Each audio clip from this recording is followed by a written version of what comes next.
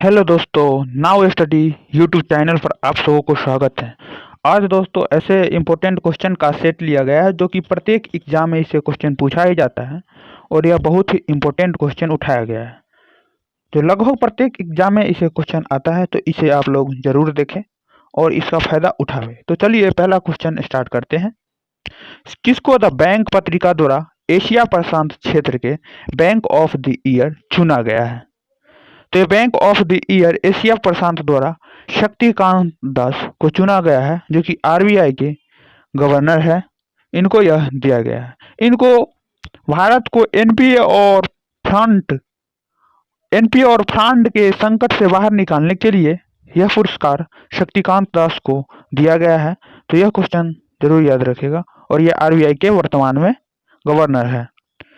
अब आगे देखा जाए तो किस मार्ग पर आईआरसीटीसी की तीसरी निजी ट्रेन चलाई गई है? तो आईआरसीटीसी की तीसरी निजी ट्रेन की बात कर ली जाए तो यह आईआरसीटीसी की तीसरी निजी ट्रेन जो है ये है इंदौर वाराणसी। ये तो सी नंबर इसका करेक्ट आंसर हो जाएगा।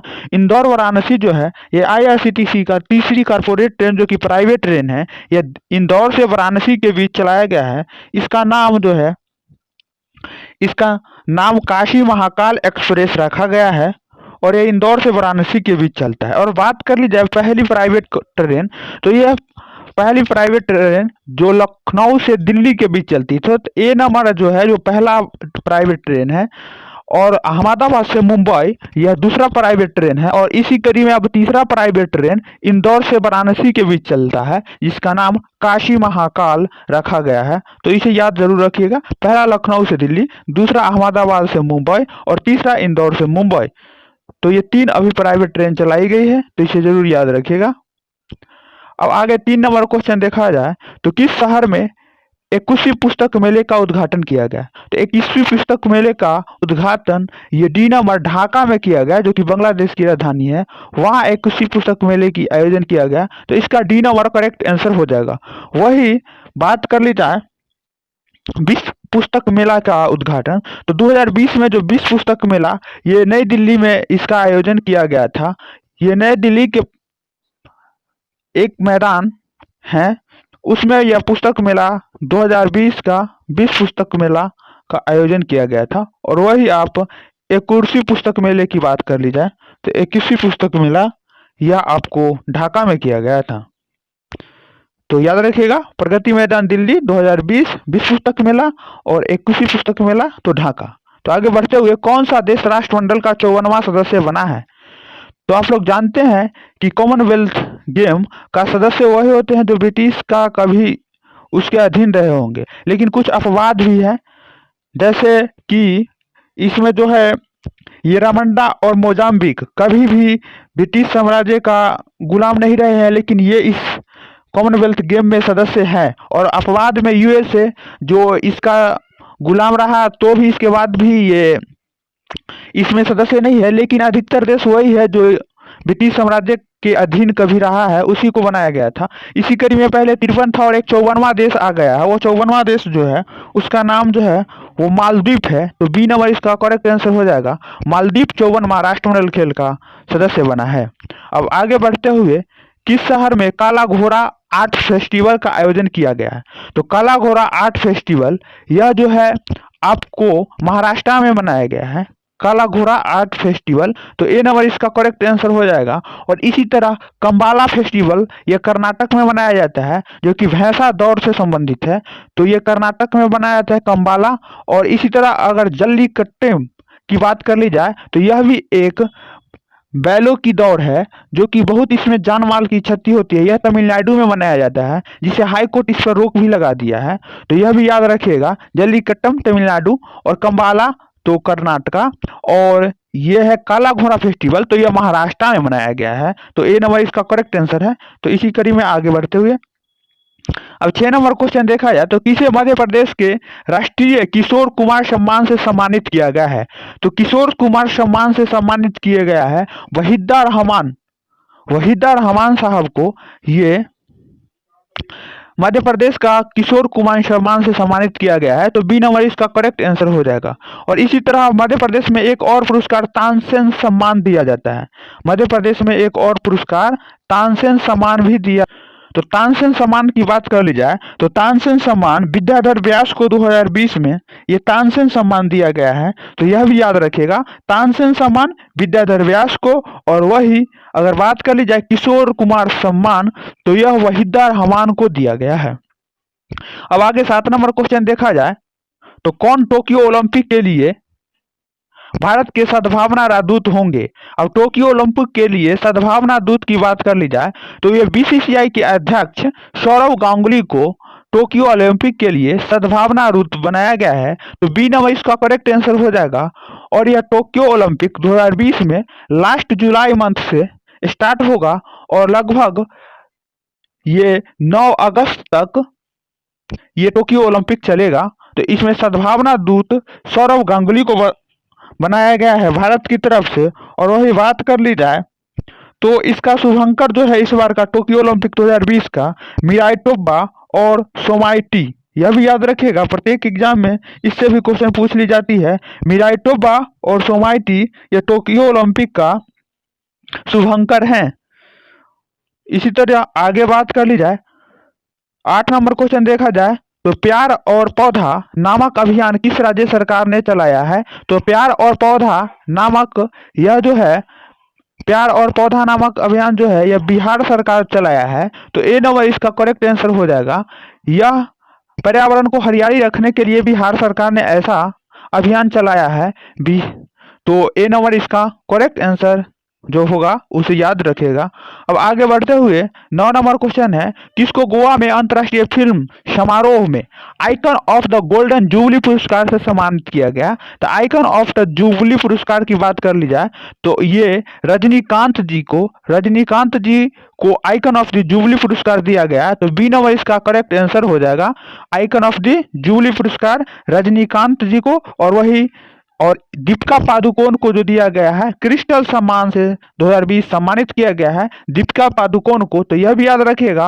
और रजनीकांत जी को आइकन ऑफ दी जुबली पुरस्कार से गोवा अंतर्राष्ट्रीय फिल्म पुरस्कार में सम्मानित किया गया है।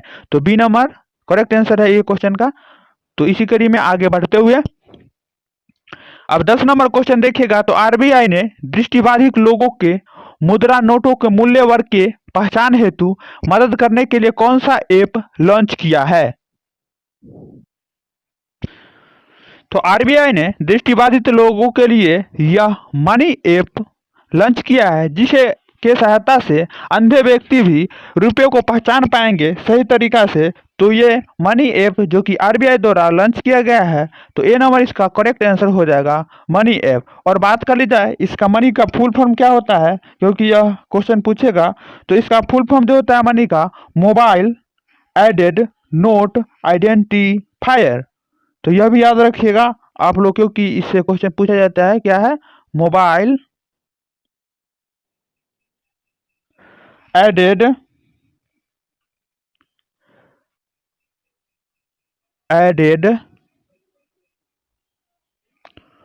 और नोट आइडेंटिफायर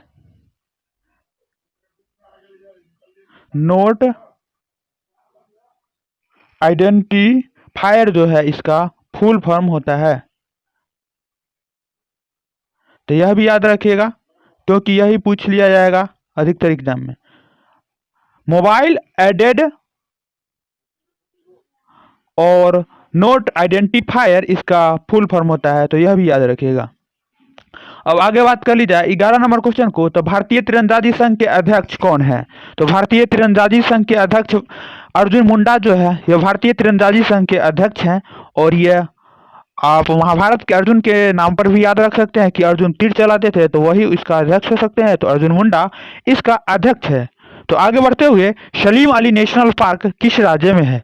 12 नंबर क्वेश्चन है सलीम अली नेशनल पार्क किस राज्य में है। तो यह सलीम अली नेशनल पार्क यह जो आपको है यह जम्मू कश्मीर में है। जम्मू और कश्मीर में सलीम अली नेशनल पार्क है। तो ए नंबर इसका करेक्ट आंसर हो जाएगा। और यह श्रीनगर में यह पार्क है। जम्मू कश्मीर के श्रीनगर में यह पार्क है। और सलीम अली एक जो ये ये पक्षी उक्षी के वैज्ञानिक थे और ये बहुत ही इनके बारे में जानकार थे और इसके बारे में बहुत सारे इन्होंने बताए। इन्हीं के नाम पर ये सलीम अली पक्षी नेशनल पार्क का नाम रखा गया और इन्हें सलीम अली को भारत का बर्डमैन के नाम से जाने जाते हैं। यह भारत का बर्डमैन सलीम अली को ही कहा जाता है, तो यह भी याद रखिएगा। और आगे 13 नंबर क्वेश्चन देखा जाए तो विश्व की लगभग 60% झील किस देश में है? तो विश्व की लगभग 60% झील की बात करी जाए तो यह कनाडा में है।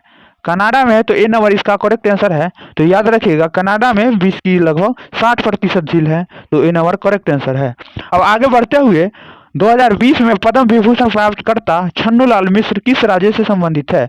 तो छन्नूलाल मिश्र जो है यह उत्तर प्रदेश के वाराणसी संगीत घराने से संबंधित है, तो यह यूपी से संबंधित है, तो बी नंबर इनका करेक्ट आंसर है। तो यह भी याद रखिएगा।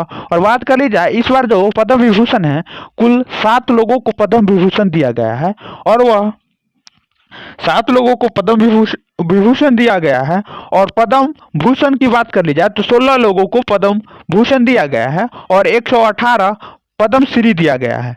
पद्म श्री 118, पद्म भूषण 16 और पद्म विभूषण 7 व्यक्ति को दिया गया है, तो यह भी याद रखिएगा। और अगर टोटल भूषण पुरस्कार की बात कर ली जाए, पद्म पुरस्कार की बात कर ली जाए तो टोटल 141 हो जाता है। 7, 16 और 18 इन्हें सभी को जोड़ने पर 141 हो जाता है, तो यह भी याद रखेगा।